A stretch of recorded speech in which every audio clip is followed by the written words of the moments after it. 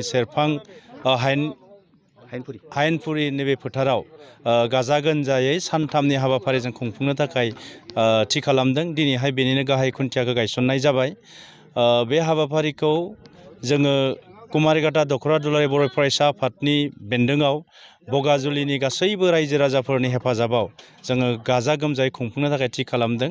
दा बेखायनो बे जानो गोनां कनफारेन्सआव बाक्सा जिल्लानि गासैबो रायजो राजाफोरखौ लोगोसे जोंनि कुमारिघाटा ओनसोलनि गासैबो रायजो राजाफोरखौ जानो गोनां बे मेहेरगोनां कनफारेन्सआव बाहागो लाफैनो थाखाय आं गुरै खावलायहरनाय जाबाय। नैबेयाव जोङो दिनैहाय जि बाक्सा जिल्ला दुलाराय बर' फरायसा आफादनि जि 18थि कनफारेन्स जागोन, बे कनफारेन्सआव आं आरसिनि आफादगिरि हिसाबै जोङो जेसेबां हागौ प्लेनिंखौ खालामबाय थादों। बेवहाय जों गाजा गोमजायै खुंगोन। बेवहाय जोंहा जेबो उसुबिदा जानाय नङा। मोनसेल' फिसा जेंना जानो हागौ, जोंहा दैनि थाखाय एसे जेंना जायो। थेवब्लाबो जों बेखौ जेंनाखौ सुस्रांनायनि थाखाय राहा लागोन। थाग्रा जायगाफोरा एसे खम जागोन, थेवब्लाबो जोङो थान्दैफोर फैनायनि थाखाय बेवहाय सुबिदाफोरखौ खालामना होनो थाखाय बानजाय आफादा रेडि जानानै दङ। लोगोसेनो जोंहा बगाजुलि ओनसोलनि गोबां जेंनाफोर दङ। बे जेंनाफोरखौ जोङो दिनैहाय बे कनफारेन्सनि गेजेरजों जोङो दैखांनानै बे कनफारेन्सनि गेजेरजों जेंनाफोरखौ जोङो मावफुंलांनो थाखाय मोनसे मावफारि हयथ' जों थि खालामनायनि मोनसे खाबु मोनगोन। दा बेखायनो जोंनि गोबां जेंनाफोरखौ सरकारि भाबैबो जोङो सुस्रांनायनि थाखाय राहा लागोन। जेरै बेवहाय हानि जेंना दङ। बे हानि जेंनाखौबो जों बिटिआर सरकारनिफ्राय दिनैहाय बैसोमुथि मोनसे मिशन खालामनानै जोंहा डिजिटाइज खालामनाय हाबाफारि सोलिगासिनो दङ। दा बेखायनो आं सान्दों जोङो सरकारनिफ्राय जोंनि हानि जेंना, बे हानि जेंनाखौ फोजोबनायनि लामायाव फैबाय। दा बेखायनो बगाजुलिनि जि हानि जेंनाफोर थाबाय, बे जेंनाफ्राबो सुस्रांजागोन। लोगोसे लामा सामानि गोबां जेंना दङ। बे लामा सामानि जेंना एबार नैबेयाव जोङो 5 किल'मिटार लामा, एन्टायार बगाजुलियाव 5 किल'मिटार लामा सोसननाय जादों आरो जोंहा लामा गोबां फैबावगोन। एबार जों बेवहाय कमिउनिटि टयलेटनि बाथ्रा बुंदों। जोंहा बेवहाय सरकारनिफ्राय अपेन स्टेज होनायनि बाथ्रा जों दिनैहाय सानदों। दा बेखायनो बेफोरबायदि माखासे जौगालु खामानि, बे खामानिफ्राबो मावनाय जागोन। दा बेखायनो जोंनि मेन जेंनाया जाहैबाय हानि जेंना। बेखौ जोङो मावफुंनो थाखाय हदाय थियारि।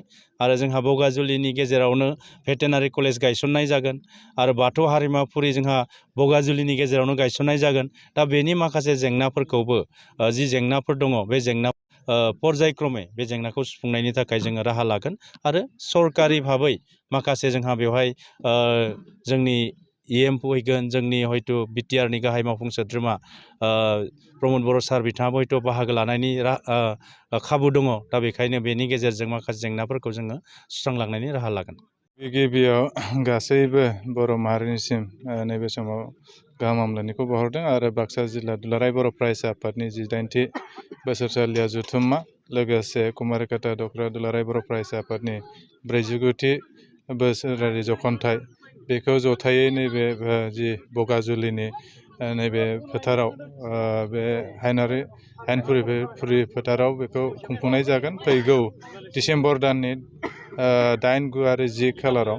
दा नै सानथामनि हाबाफारियाव जोङो जोंनि जिल्ला बाक्सा जिल्ला दुलाराय बर' फरायसा आफाद, बेनि मोनसे आबुं जे आफाद बेखौ दाफुंगोन, जोंनि गोदान आफाद। बेजों लोगोसे तामुलपुर जिल्ला गोदान जिल्ला जाबाय। बे गोदान जिल्लानिबो बेवहाय गोदान आफाद मोनसे दानानै होनाय जागोन।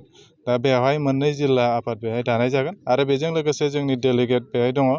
आरो बे थान्दै जखनथायाव गोबां जोंनि जिखिनि बर' हारिनि जेंना, दिनैनि समाव गोबां जेंनाया नुजाथिदों आरो समाजारि जेंना गोबां दिनै सोलिबाय थादों। बे गासैबो बिथिंखौ लानानै सावरायनायनि गेजेरजों जोङो बोसोरसेनि थाखाय माब्रै मा मावलांनांगोन बर' माहारिनि थाखाय, नैबे समाव सरकारनिफ्राय जोङो नुदों, हाबाफारि लादों। बिथांमोना सनितपुराव जे फरेस्ट ओनसोलाव थानाय बर' माहारिफोरनो बा ट्राइबेल माहारिफोरनो हा होदों आरो नैबे बिटिआर ओनसोलावबो गोबां बेफोरबायदि फरेस्ट ओनसोलाव थानाय जोंनि बर' हारि दङ। बिथांमोननोबो जोंनि जिखिनि मोन्थाय हानि मोन्थाय बेखौ होनांगौनि थाखाय माखासे इसुसफोरखौ लानानै बेयाव सावरायनाय जागोन। बेवहाय मिरु दुलाराय बर' फरायसा आफादनि आफादगिरि फैगोन आरो बेजों लोगोसे जोङो सरकारि भाबैबो जाय बिथांमोनखौ जोंनो गोनांथि जादों, जाय बिथांमोनजों जों इसुफोरखौ दैखांनो हायो, जाय बिथांमोनजों जोंनि माहारिनि नैबे ओनसोलनि कुमारिघाटा बगाजुलि ओनसोलनि जेंनाफोरखौ सुस्रांनो हायो, बिथांमोनखौ लानानै बिथांमोनखौ सावरायनो आरो बिथांमोनखौ एसे सुबिदा लानानै जोङो लेंहरनायनि मोनसे थांखिबो लादों। दा बिथांमोननि गेजेरजों जाहाथे जोंनि ओनसोलनि आरो जोंनि जेखि समाजारि जेंना बेखौ जोङो सुस्रांनो हायो। जोंहा दुलाराय बर' फरायसा आफादा माखासे थिखानाय हाबाफारि थायो, मिरुनिफ्रायबो रनसायनाय थायो, लोगोसे जिल्लानिफ्राय नैबे जथुम्मानि गेजेरजों जोंनि थान्दै मेलावबो माखासे जिखिनि बोसोरसेनि जिखिनि हाबाफारि बेखौ रनसायनाय जागोन आरो बेजों जोंनि बे थान्दै जखन्थायाव बर' हारिनिनो गासैबो इसुआ थागोन आरो बेखौ बोरैहाय सुफुंनो हायो बा बेखौ सुस्रांनो हायो, बिनि थाखाय जिखिनि प्लेन पलिसिफोर गोनांथि जागोन, जोंनि दख'राफोरजों सावरायनानै जोंनि थान्दै बिथांमोनजों सावरायनानै बेहाय बिथांखि लानानै जोङो इयुन समनि थाखाय हाबा मावनो थाखाय जेब्लायबो रेडि। लाइमोनफोरखौ लानानै बेवहाय सावरायनाय जागोन, सोलोंथाइनि बिथिङाव बेखौ लानानै सावरायनाय जागोन, समाजारि बिथिङाव गोबां बेले बेजे जादों, हाबा जाखानायनि हिन्जावफोर खारनाय, हौवाफोर खारनाय, बेजों लोगोसे जौ जुवा ड्राग्स दिनैबो जोंनि समाजनिफ्राय गायाखै। दा बेखौ बोरैहाय जोङो फोजोबनो हायो, बिनि गासैबो स्ट्रेटेजिखौ नैबे जथुम्मानि गेजेरजों बे थान्दै मेलाव सावरायनानै जों थि खालामनाय जागोन।